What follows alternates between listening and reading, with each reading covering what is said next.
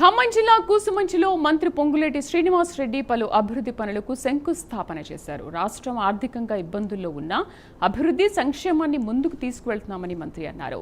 ప్రతి గ్రామంలో సీసీ రోడ్లు పూర్తి చేస్తున్నామన్నారు. అర్హులైన పేదలకు మాత్రమే ఇందిరమ్మ ఇళ్లు ఇస్తున్నామని మంత్రి పొంగులేటి స్పష్టం చేశారు.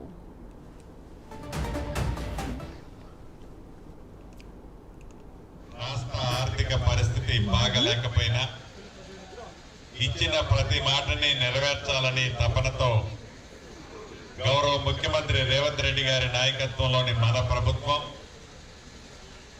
అన్ని సంక్షేమ కార్యక్రమాలను చేస్తూనే అభివృద్ధిని కూడా ఎక్కడా తగ్గనీయకుండా ప్రతి గ్రామానికి, ప్రతి మండలానికి, ప్రతి నియోజకవర్గానికి సంక్షేమాలు ఎలా చేస్తున్నామో అభివృద్ధిని కూడా చేస్తూ పేదవాడి గోమానికి ఈ అభివృద్ధి సంక్షేమాలని చెరవేసే కార్యక్రమాన్ని ఈనాడు మన ప్రభుత్వం చేస్తూ ఉంది.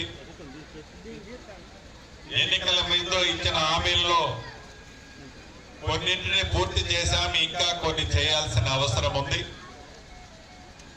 తప్పకుండా ఇచ్చిన ప్రతి మాటని నెరవేరుస్తూ మన నేలపట్ల గ్రామానికి కూడా అంతర్గతంగా ఇళ్ల ముందు ఉండే సిమెంట్ రోడ్లు ఇప్పుడైన వాటితో కలిపి పెద్ద ఎత్తున చాలా వరకు చేసుకున్నాం. ఇంకా కొద్దిగా అవసరం ఉంది.